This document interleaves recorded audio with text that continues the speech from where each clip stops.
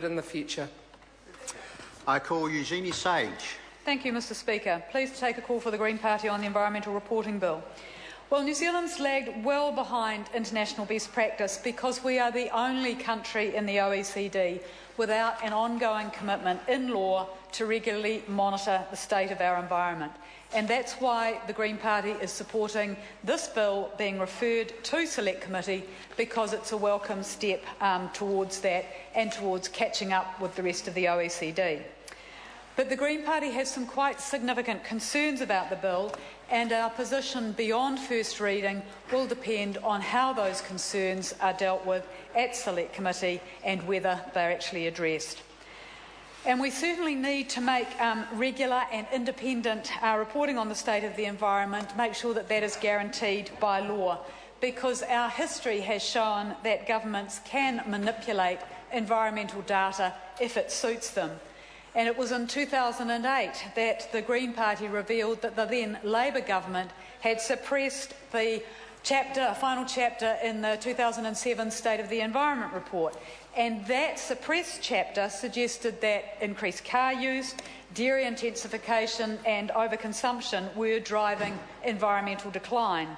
And that chapter concluded that regulation was needed both to protect the environment and New Zealand's clean green reputation.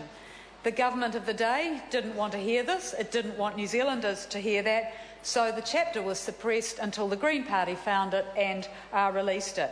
So that means that's highlighted the need for this bill and independent state of the environment reporting. But it's even a more acute need because of what this government is doing, because it's declared war on the environment on a number of fronts. We've seen the outstanding values of the Denniston Plateau opened up for mining, an attack on our key environmental law, the RMA, big subsidies for irrigators. So certainly congratulate the Minister for bringing this bill into the House, because it's been long promised by National. But what we've got in this bill is a lot less than what has been promised in terms of independence. And one of the major concerns we have is that the regime that's being proposed is not fully independent, and what we're getting is the Ministers for the Environment and Statistics choosing what topics the reporting should cover, MFE and the Department of Statistics doing the work, and Parliament's watchdog, the Parliamentary Commissioner for the Environment, being able to comment once the report is published. But what the problem is that the bill gives the Ministers for the Environment and of Statistics very wide regulation-making powers to set the topics that would be covered both in the occasional domain reports, which are done on a rotating basis every 6 months, and in the three-yearly synthesis report. If we're going to have credible and robust environmental reporting, it needs to be independent. And if we were to have a really independent system, we don't think that ministers would need these substantial regulation-making powers which are set out in Clause 18. Those powers include prescribing the topics to be reported on, the pressures which are changing the state of the environment, and the impacts the changes are having. So that gives the ministers the power through regulation to interfere with and restrict the matters that are being reported on and the types of information that will be relevant. And it's another example, Mr Speaker, of the very centralised decision-making which has been a hallmark of this government. And we're particularly worried because it's been under this government that we've seen regulation used under the EEZ legislation to deny the public the ability to have a say on very risky applications for deep-sea oil drilling. And we've seen regulation being used again, currently out for comment, to deny the public from having a say on things like marine dumping and seabed dredging, and to make some of those activities permitted. And not only have we got those regulation-making powers, we've also got the changes that the government made to the RMA last year, where the minister can direct councils and determine what indicators they should be collecting information on to feed through into state of the environment reporting.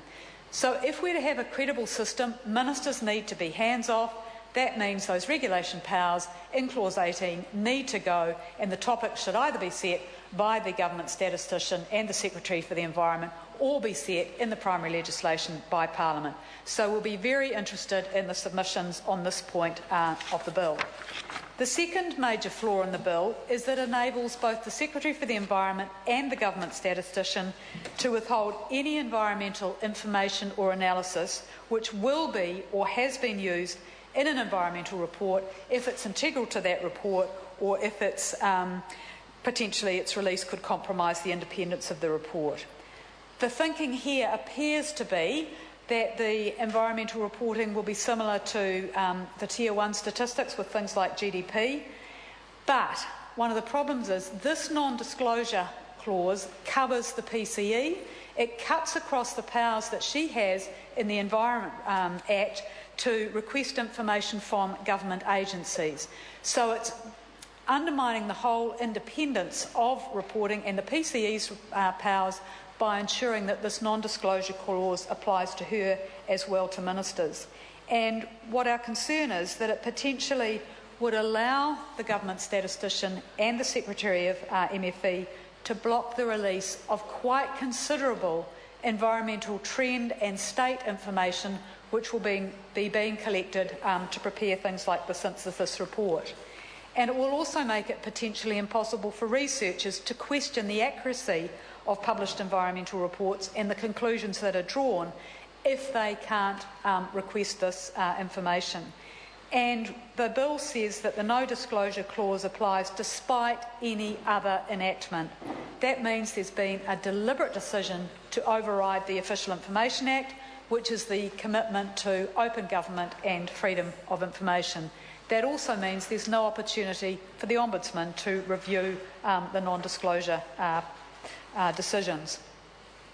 The other major area where we have a problem with the bill is that it requires reporting to describe the impact that the state of the environment and changes in it may be having on, quote, economic benefits derived from using natural resources, end quote. Now, under a progressive government, that might include an analysis of the financial damage that our polluted rivers are doing to our 100% pure New Zealand brand and our marketing platform. But National's economic policy, with its focus on resource exploitation, makes that sort of analysis unlikely. Instead, our concern is that this provision risks being used to legitimise further environmental degradation and the trading off of environmental quality against short-term GDP and job benefits from big new irrigation dams and increased water takes. So, Mr Speaker, those three major flaws are what we will be particularly interested at Select Committee in the submissions from the public on.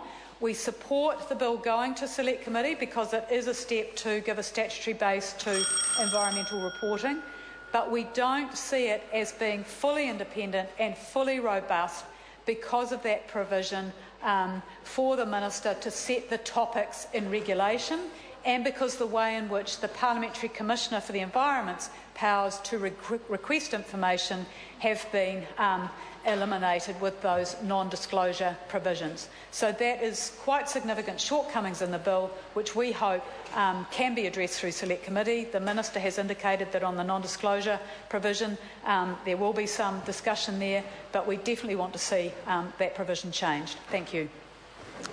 I call Jackie Dean. Thank you, Mr Speaker. I'm very pleased to speak in the first reading of the Environmental Reporting Bill and very pleased to see that the Greens are supporting